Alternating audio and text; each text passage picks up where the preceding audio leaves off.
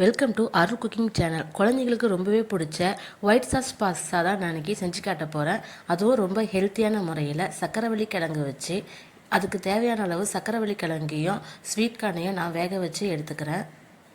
சக்கரவள்ளி கிழங்குல பாஸ்தா செய்கிறது டேஸ்ட்டு ரொம்ப சூப்பராக இருக்கும். இப்போது கிழங்கு நல்லா வெந்ததும் ஆற வச்சு அதில் இருக்கிற தோலை நல்லா ரிமூவ் பண்ணிவிட்டு நல்லா கையாலேயே மசிச்சுக்குங்க. நான் 1/4 கப் அளவுக்கு கோதுமை மாவு சேர்த்துருக்கேன். நீங்கள் மைதா மாவு சேர்க்கனாலும் சேர்த்துக்கலாம். தேவையான அளவு உப்பு இதையும் போட்டு நல்லா சப்பாத்தி மாவுக்கு ஏற்ற மாதிரி நல்லா பிசைஞ்சிக்கணும். கொஞ்சம் கொஞ்சமாக தண்ணி தெளித்து சேர்த்துக்குங்க. இப்போ நல்லா சப்பாத்தி மாவுக்கு ஏற்ற மாதிரி நல்லா சாஃப்டாக பிசைஞ்சாச்சு. ஒரு ஃபோக் ஸ்பூன் வச்சு அது பேக் சைடில் கொஞ்சமாக எடுத்து நல்லா தட்டிட்டு அதை நல்லா பேக் சைட்லேயே உருட்டுங்க. நல்லா வரி வரியாக பாஸ்தாக்கு ஏற்ற மாதிரி ரெடி ஆகிடும். இதே மாதிரி எல்லாத்தையுமே உருட்டி வச்சுக்கலாம். அப்படி இல்லைன்னா கையில் கூட உருட்டிக்குங்க. இப்போ பாஸ்தாக்கு ஏற்ற மாதிரி எல்லாத்தையுமே உருட்டியாச்சு. வேக வைக்கிறதுக்கு தேவையான அளவு தண்ணி போட்டு உப்பு கொஞ்சமாக எண்ணெய் ஊற்றி இதையும் அதில் போட்டு ஒரு 5 நிமிஷம் போல் வேக வச்சுருக்குங்க. நல்லா ஒரு 5 நிமிஷம் ஆனதும் வடிகட்டிட்டு கொஞ்சம் மேலேயே பச்சை தண்ணியும் ஊற்றி வச்சுக்கோங்க.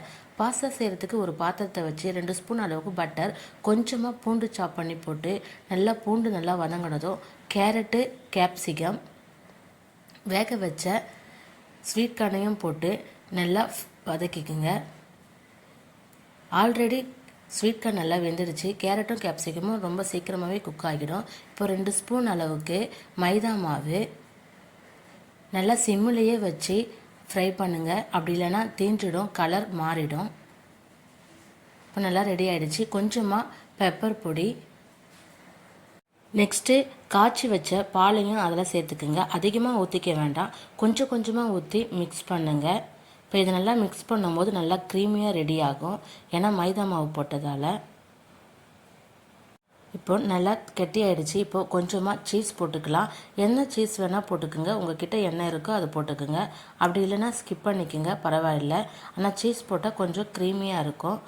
கூடவே ஃப்ரெஷ் க்ரீம் இருந்தால் ஒரு 1.5 ஸ்பூன் அளவுக்கு சேர்த்துக்குங்க. நான் ஃப்ரெஷ் க்ரீம் போடலை, ஆனால் ஃப்ரெஷ் க்ரீம் போட்டாலும் டேஸ்ட் இன்னும் நல்லா சூப்பராக இருக்கும். இப்போ கூட இன்னும் கொஞ்சம் பால் ஊற்றிக்கிறேன். இதையும் நல்லா மிக்ஸ் பண்ணிக்கலாம்.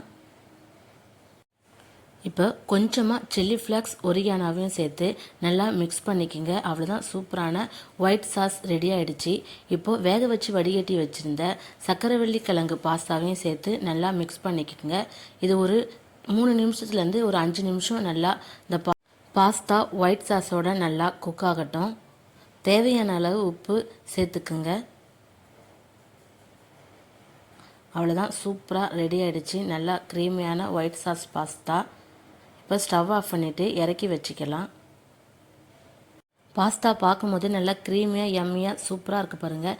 டேஸ்ட்டும் அதே மாதிரி சூப்பராக இருக்கும். ஏன்னா மைதா மாவில் செய்யாமல் நம்ம இதை சக்கரவள்ளி கிழங்குல செஞ்சுருக்கோம். அதனால் டேஸ்ட்டு நல்லா அல்டிமேட்டாக சூப்பராக இருந்தது.